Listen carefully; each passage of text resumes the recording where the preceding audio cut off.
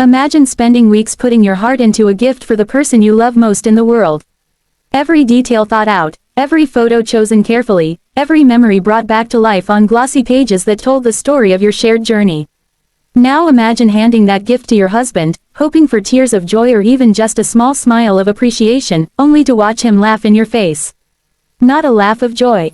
Not the kind of laugh that says he's overwhelmed by emotion. No, a cruel, dismissive laugh. And then, without hesitation, he calls you pathetic. As if your effort meant nothing. As if your love, your dedication, your years together were nothing more than some sad joke. And to make it worse, he doesn't stop there. He looks you in the eye and says he's leaving you, for his intern. That's where my story begins. And trust me, it doesn't end the way he thought it would. My name is Claire, and for the last 12 years, I thought I was in a marriage built on love. We weren't perfect, of course, no couple is, but I believed we had something strong, something worth fighting for. When we first met, I was still in college, working late shifts at a cafe to pay my tuition. He was older, already starting to build his career in finance. He was confident, charming, the kind of man who walked into a room and made people turn their heads. I was young, starry-eyed, and flattered that someone like him even noticed me. Within a year, we were living together. 2 years later, we were married. Over the years, I supported him through every promotion, every stressful late night at work, every networking dinner where I was expected to stand by his side and smile. I put my own career on hold more times than I can count because he needed me to handle the household, the bills, the small details that made his life easier. But I didn't resent it. At least not at the time. I thought we were building something together. That's what made me want to create that photo album for him. It wasn't just a random gift. It was meant to be a celebration of us. Our vacations, our first apartment, the holidays with our families, the little milestones that made up a shared life. I spent weeks curating those photos, writing little captions, and designing it so it would feel timeless. I thought he'd see it as a reminder of everything we had been through and maybe, in the middle of his stressful career, it would ground him in what really mattered. At least, that's what I hoped. The night I gave it to him, I was nervous. You wouldn't think a wife would feel nervous giving her husband a gift, but I did. Maybe deep down, I sensed something was wrong. He came home late, as usual, his tie loosened and his face tired.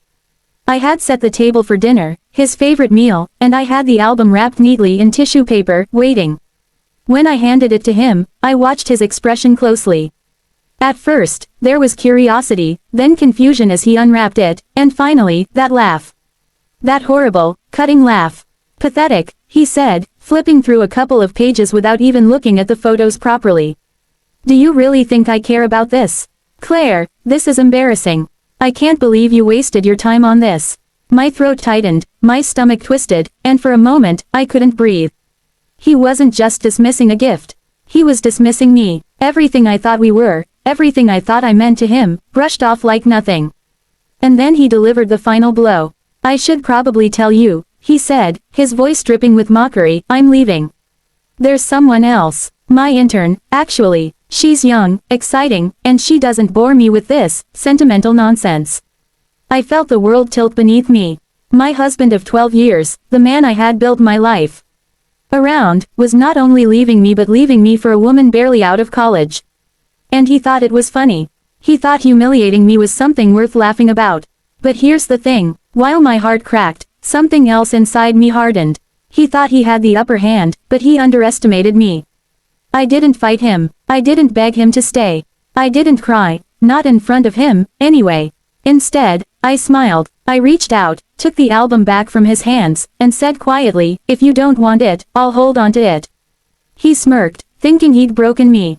But what he didn't know was that inside that album, carefully hidden among the photos of our vacations and family gatherings, were a series of pictures he never expected to see. Pictures I had stumbled across by accident months earlier. Pictures of him with his intern.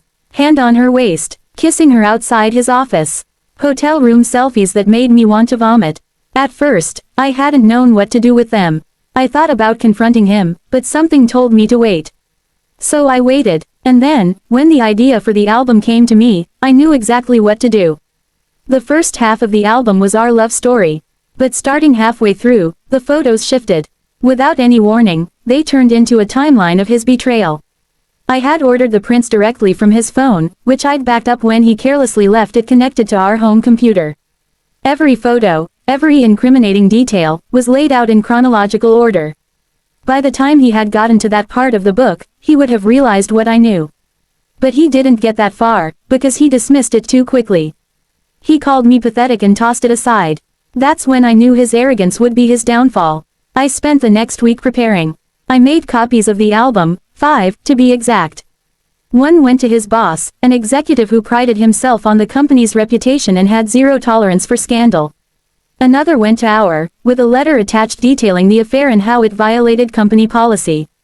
The third went to his parents, who adored me and had always warned him not to screw up. The fourth went to his beloved mentor, a man he idolized, who now saw him for what he really was. And the fifth copy, that one I kept for myself, as a reminder that no matter how much he thought he could walk all over me, I held the power. The fallout was immediate. His boss called him into the office, furious. HR launched an investigation. His parents called me in tears, apologizing for their son's behavior. His mentor sent me a kind message, telling me I deserved better. And the intern, well, she dumped him the moment she realized her career was at risk.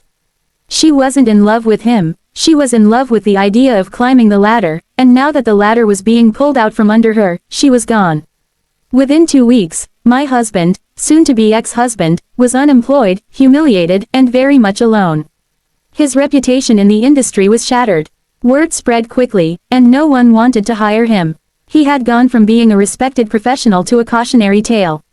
As for me, I filed for divorce.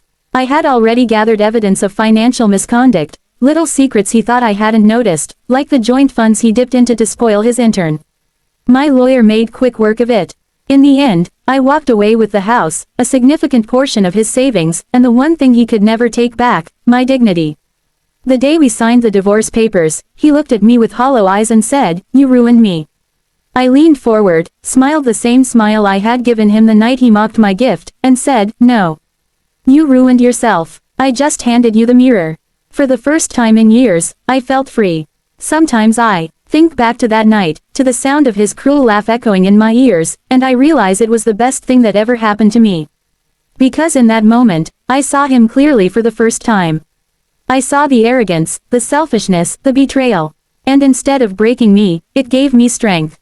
So if you're listening to this and you've ever felt small, dismissed, or betrayed, remember this: sometimes the best revenge isn't just about payback. It's about taking back your power, showing the person who hurt you that you're stronger than they ever imagined. And trust me, there's no sweeter feeling than watching someone who called you pathetic realize that you were the one holding all the cards. Because in the end, the photos didn't just tell our story. They told his downfall, and I made sure everyone who mattered got to see it.